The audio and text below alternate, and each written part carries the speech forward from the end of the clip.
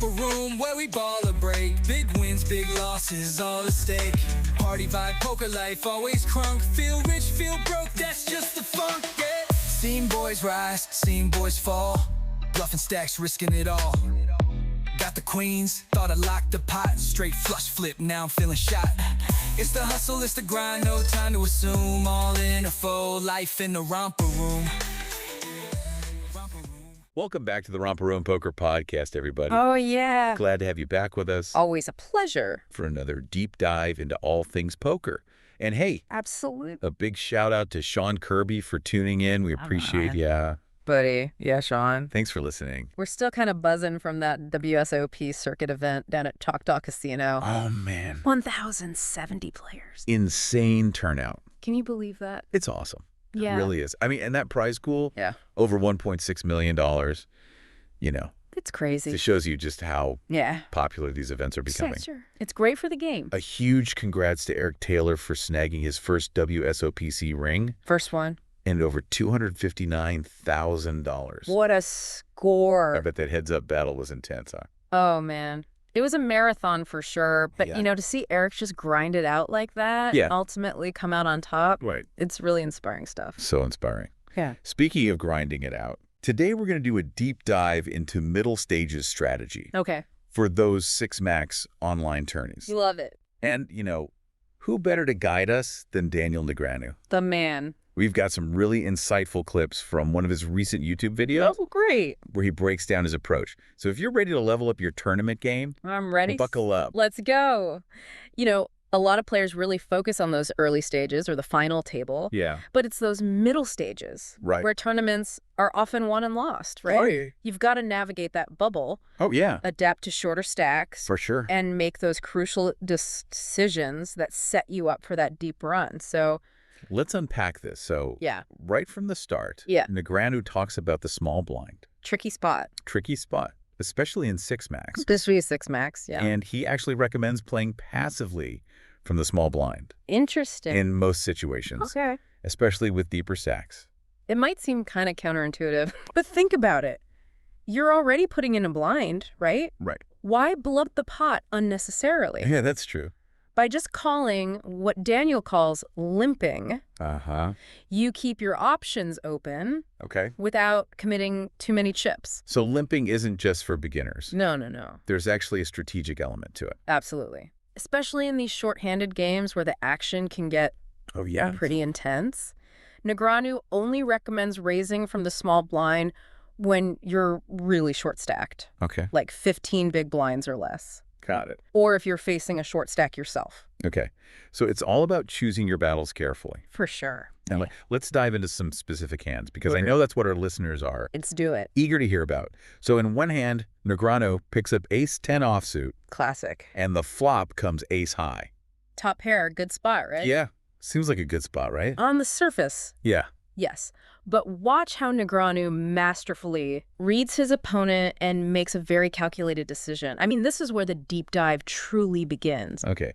So he talks through his thought process, considering his opponent's range, Yeah, the possibility of them having a flush draw, right. and whether or not they're likely to be value betting. Yep. And he even mentioned something called a semi-bluff. Oh, yeah. What exactly is that? So a semi-bluff is when you bet with a hand that has some chance of improving, Okay. but also has the potential to win the pot right away Oh. if your opponent folds. So in this case, Uh-huh. Negreanu is representing a stronger hand than he actually has, Gotcha. hoping to get his opponent to fold. So it's kind of a calculated risk, right? Yeah, You're not just blindly betting. you're thinking about the possible outcomes, Right. and you're making the decision based on the information you have. I see. It's a way to apply pressure Okay. and potentially win the pot, Right. even if you don't have the nuts. Gotcha. But in this particular hand, after carefully considering the board texture and the betting action, Negreanu decides to fold, even though he has top pair. Folding top pair. That might seem crazy to some players. It might, but Negreanu recognizes Yeah. that his opponent's bet is more likely to be for value than a bluff. Yeah, that's true. And he's not afraid to make that tough fold Right. when the situation calls for it. Yeah. It's a good reminder that sometimes the best play is just to get out of the way Exactly. and live to fight another hand. You know what? What's that? Before we move on, I just want to remind our listeners that if you have any questions Oh, yeah. Good idea. or feedback, you can always reach out to us at romperroompoker@gmail.com. Hit us up. We love hearing from you guys.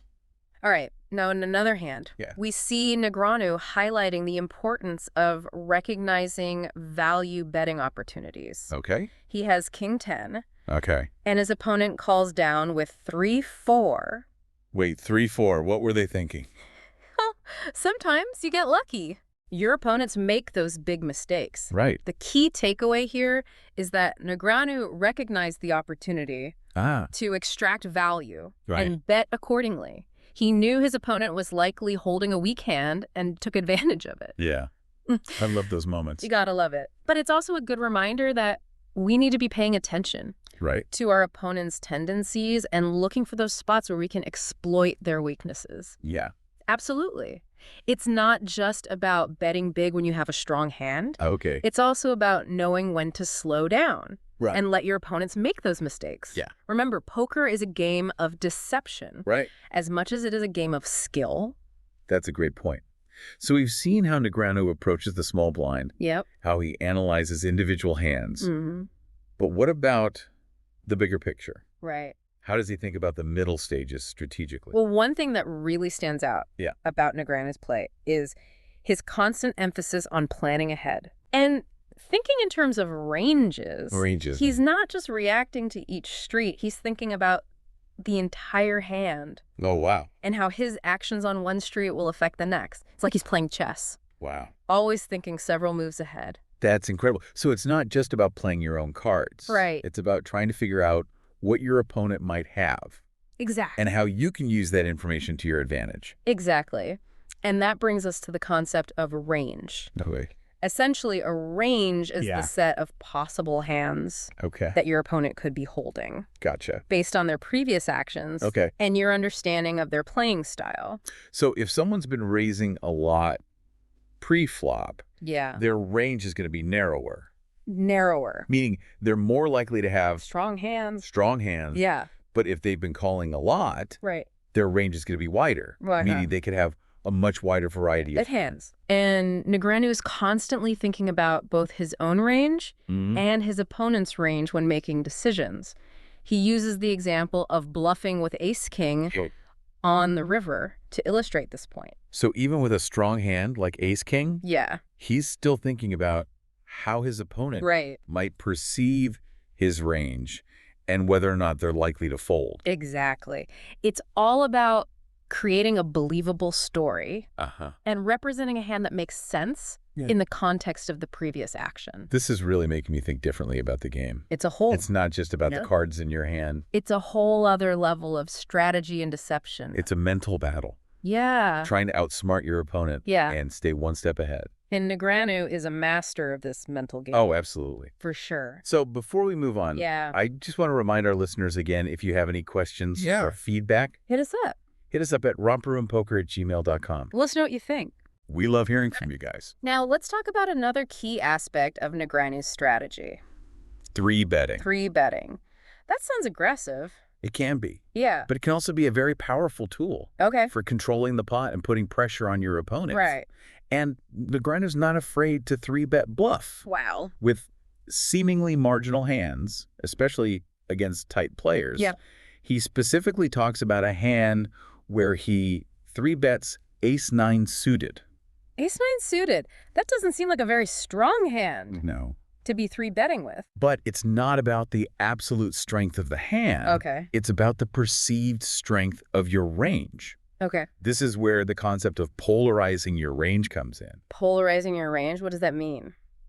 It means mixing in some bluffs with your strong hands. Oh, I see. So that your opponents can never be sure what you're holding. Right. If you only 3-bet with premium hands, your opponents will know to fold whenever you 3-bet. Right. But if you mix in some of those bluffs, they'll have to guess. And that's when you can start to exploit their weaknesses.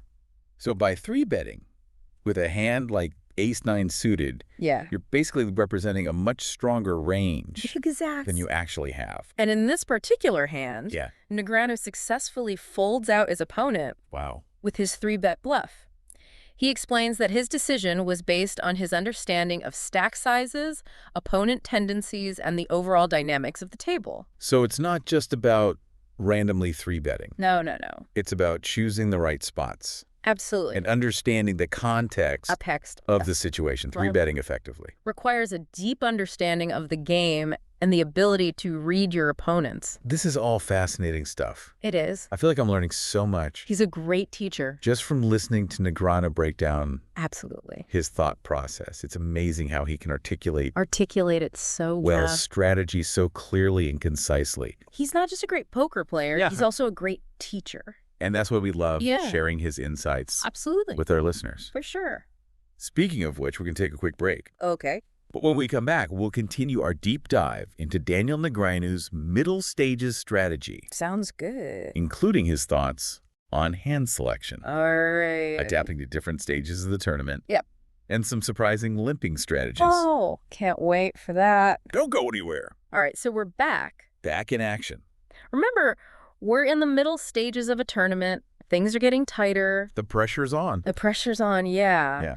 One thing Negreanu really stresses is the importance of hand selection. Right. Specifically pointing out why ace-6 suited is the worst ace-suited hand. Oh, really? Now that's a hot take. Yeah, I mean, it is. Any ace-suited hand seems pretty decent to me. You'd think so. Yeah. But why is ace-6 so bad?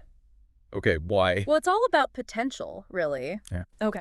Think about other ace-suited hands. Ace-5, ace-4. Mm-hmm. These have great straight potential. Right. Ace-6, not so much. Oh. You know, in the middle stages, when blinds are climbing, stacks are shrinking, the pressure's on, you need hands that can make strong draws and win you those big pots. So it's not just about the hand itself. It's about how that hand plays in the context of the current game state. Exactly. Okay, that makes sense. Yeah. So hand selection is just one piece? Is just one piece of the puzzle. Of the puzzle, yeah. You also need to adapt your overall strategy. Oh, yeah, for sure. As the tournament progresses. Remember, ranges change. Dynamics shift. Things happen. You've got to be able to adjust on the fly. Yeah. So you're a chameleon. Oh, I like that. Constantly changing colors to blend in with the environment. Yeah, great analogy.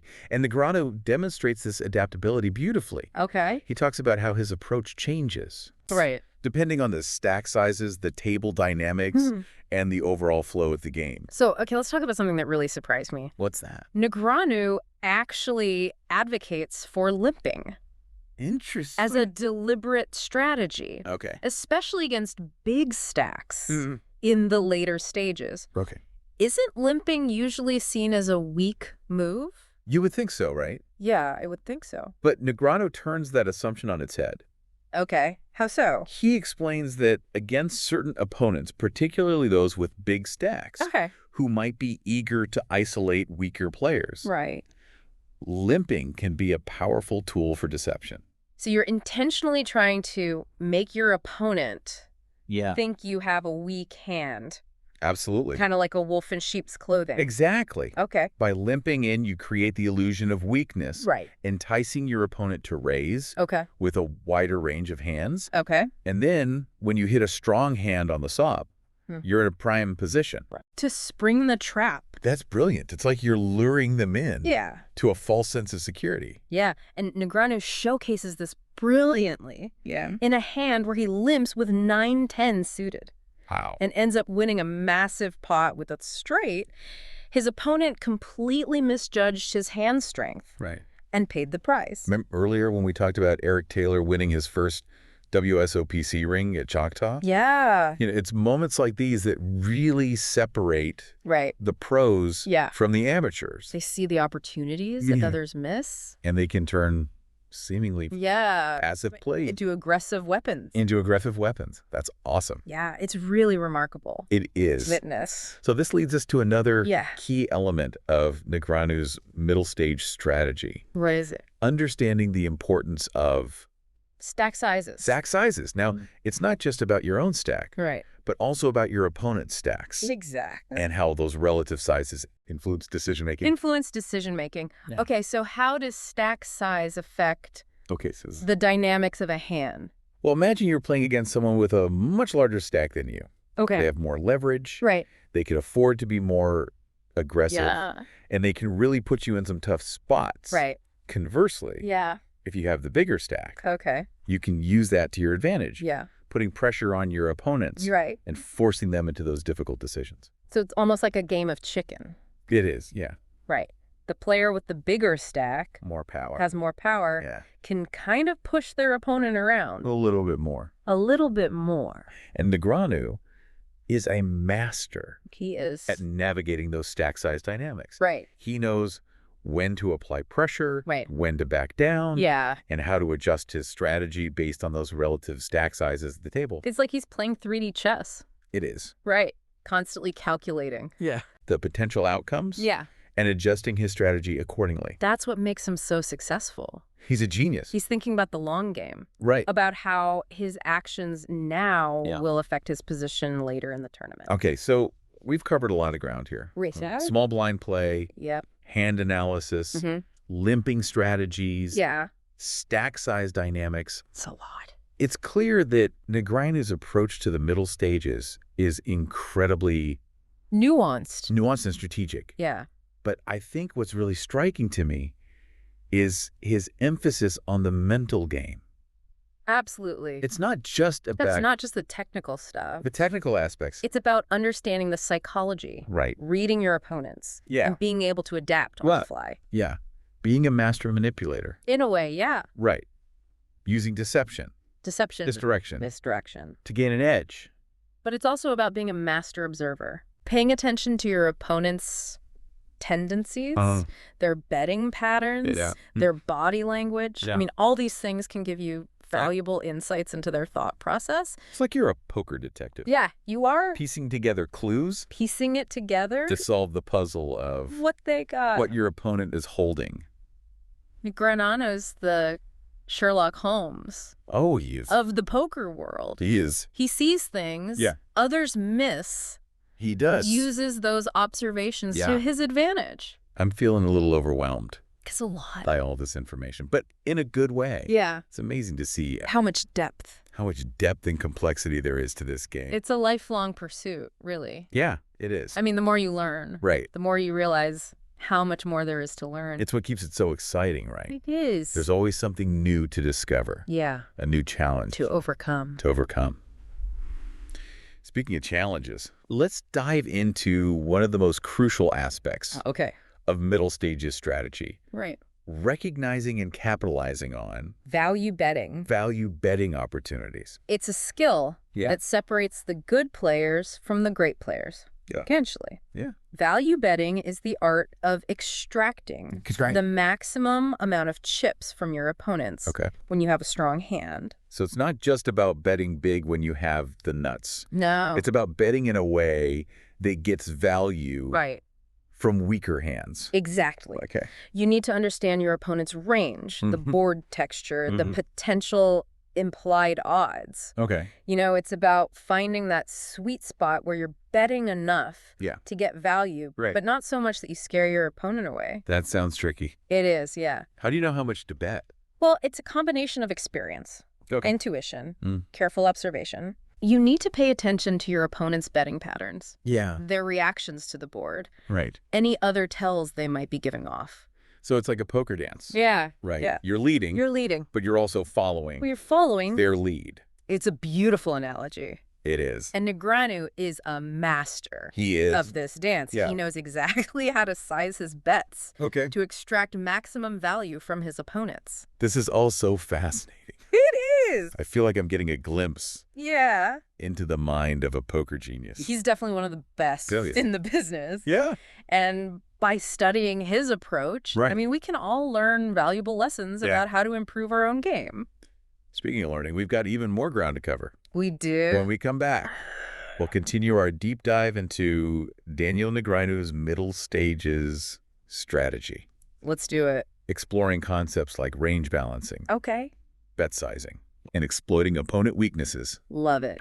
In more detail. Can't wait. Stay tuned. Okay, so we're back. Ready to wrap up our deep dive into Daniel Negreanu's middle stages strategy. Let's do it. You know, before the break, we were talking about value betting. Right. And how crucial it is. It is. To squeeze every chip we can. Yeah. when we have a strong hand. For sure. But there's this whole other layer we touched on. Right. Reading our opponents, understanding their ranges. It's huge. I think it really underscores so much of what Negreanu does. It's not just about the cards you hold, but about the perceived possibilities your opponent is working with. And those ranges, they shift as the tournament progresses. Okay, so break that down for me. Right. How do ranges change in the middle stages? Well, early on, players can be a little more cautious, waiting for premium hands.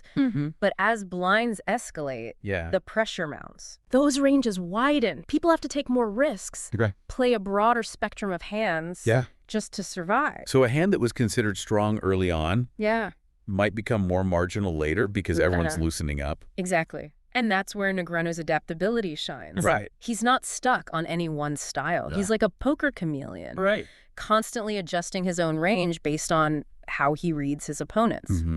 The table dynamics. So it's like a mental battle. Yeah. Each player is trying to outguess the other. For sure. Exploit any weaknesses in their perceived range.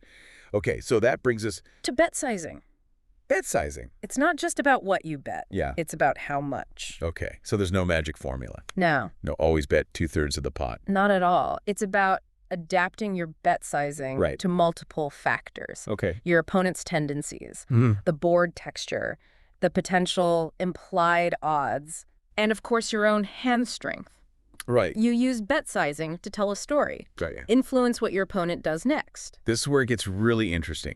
Can you give us an example of how Negreanu uses bet sizing strategically?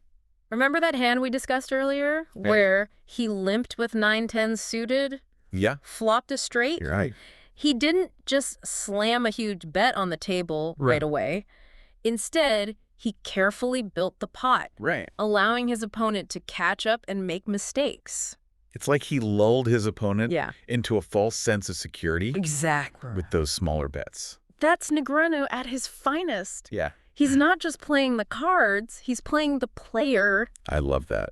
He's using bet sizing as a psychological weapon to manipulate his opponents and maximize his winnings. It's like he's whispering to them, come on in, the water's fine. Oh, that's good. But knowing there's a shark lurking beneath the surface. Perfect analogy. Highlights the deceptive element.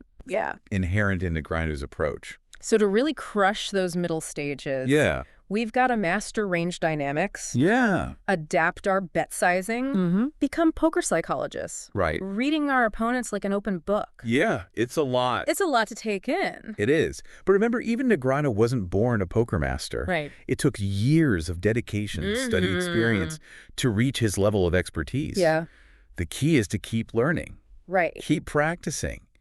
And never stop analyzing your own play. If our listeners want to learn more from the master himself, they can check out his YouTube channel. We'll include a link. We'll include a link in the show notes. And remember, if you guys have any questions or feedback or even just want to share a funny hand, hit us up. You played. At Romper Room Poker. Hit us up at romperroompoker@gmail.com. We love hearing from you. We love hearing from you guys. Well, I think we've officially reached peak poker brain capacity. I think so. For one episode. Huge thanks to Eric Taylor again. For that inspiring WSOPC win. Absolutely. And to Daniel Negreanu. The man. For always pushing the boundaries of poker strategy. It's been a pleasure. It has been a pleasure diving deep with you today. I agree. Until next time, folks. May your bluffs be bold. All right. Your value bets plentiful. Let's go. And your cards always running high. See ya.